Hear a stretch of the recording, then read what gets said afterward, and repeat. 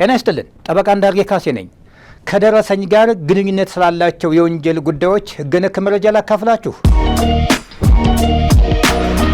ወንጀል ማለት በሕግ የተከለከሉ ድርጊቶችን መፈጸም ወይም ግዴታ የተጣለባቸውን አለመፈጸም ማለት ሲሆን ዛሬ ላይ ወንጀል ተብሎ የተደነገገ ድርጊት ከዚህ በፊት ወንጀል ላይሆን ይችላል። ቀደም ባሉት ጊዜያት በወንጀል ሕጋችን ወንጀል ያልነበሩ የሀገሪቱ የኢኮኖሚ እድገትና ዘመናዊ የግብር ስርዓት መዘርጋቱ የወለዳቸው ከደረሰኝ ጋር የተያያዙ ወንጀሎች በርካታ ሲሆኑ የወንጀሎቹን ይዘት ከማየታችን በፊት በቅድሚያ ስለ ደረሰኝ ምንነት መረጃ እንንገራችሁ። ደረሰኝ ወይም ቮቸር ማለት በእቃ ወይም በአገልግሎት ግብይት ላይ ተመስርቶ ከሻጩ ወይም ከአቅራቢው የሚሰጥና ግብይት ስለመፈጸሙ፣ ገንዘብ ስለመሰብሰቡ፣ ዋጋው ስለመከፈሉ የሚያረጋግጥ ሰነድ ሲሆን የተጨማሪ እሴት ታክስ ደረሰኝ፣ የተርኖቨር ታክስ ደረሰኝ፣ የገንዘብ ወጪ ማዘዣ ደረሰኝ፣ የሽያጭ ደረሰኝ፣ ገንዘብ መቀበያ ደረሰኝ፣ ከተከፋይ ሂሳብ ላይ ለተቀነሰ ግብር የሚሰጥ ደረሰኝ፣ የግዥ ማረጋገጫ ደረሰኝ፣ የዱቤ ሽያጭ ኢንቮይስና ያለ ክፍያ የሚሰጥ እቃ ወይም የአገልግሎት ማስተላለፊያ ደረሰኝን የሚጨምር ነው። የፌዴራል የታክስ አስተዳደር አዋጅ ቁጥር 987/2008 ታክስ ከፋዮች ደረሰኝ አሳትመው ስለሚጠቀሙበት ሁኔታ፣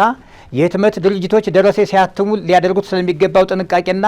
ከደረሰኝ ጋር የተገናኙ ወንጀሎችና የሚያስከትሉትን ቅጣቶች አቅፎ ይዟል።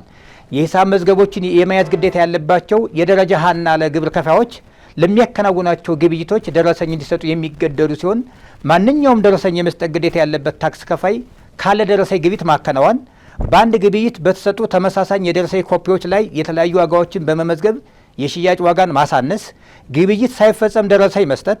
ባለስልጣኑ ሳይፈቅድለት የታክስ ደረሰኝ ማሳተም፣ የተጭበረበረ ደረሰኝ ማዘጋጀት፣ ማሰራጨት፣ የታክስ ዕዳውን ለመቀነስ ወይም ተመላሽ ለመጠየቅ መጠቀም፣ ለተጨማሪ እሴት ታክስ ሳይመዘገቡ ደረሰኝ መስጠት፣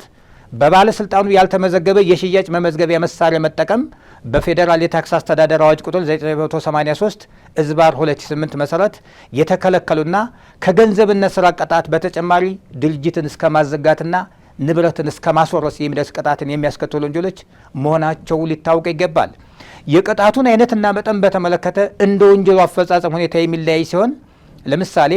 ያለ ደረሰኝ ግብይት መፈጸም ከብር 25,000 እስከ 50,000 የገንዘብ መቀጮና ከ3 እስከ 5 ዓመት ጽኑ እስራት፣ ግብይት ሳይፈጽም ደረሰኝ መስጠት ወይም መቀበል ከብር 100,000 እስከ 200,000 የገንዘብ መቀጮና ከ7 እስከ 10 ዓመት በሚደርስ ጽኑ እስራት የሚያስቀጣ ሲሆን ግብይት ሳይፈጽም በተሰጠው ደረሰኝ ከብር 200,000 የሚበልጥ የገንዘብ መጠን የያዘ እንደሆነ በደረሰኙ ከተገለጸው የገንዘብ መጠን ጋር እኩል በሆነ የገንዘብ ቅጣትና ከ10 ዓመት እስከ 15 ዓመት የሚደርስ ጽኑ እስራት እንደሚያስቀጣ ታውቆ ተገቢውን ጥንቃቄ ማድረግ ያስፈልጋል። ሕግን አለማወቅ ከተጠያቂነት ስለማያድን ደረሰኝ የመስጠት ግዴታ ያለባችሁ ታክስ ከፋዮች ሆነ ሌሎች ሰዎች ከደረሰኝ ጋር በተያያዘ ወንጀል ተብለው የተደነገጉ ተግባራትን ጠንቅቃችሁ በማወቅ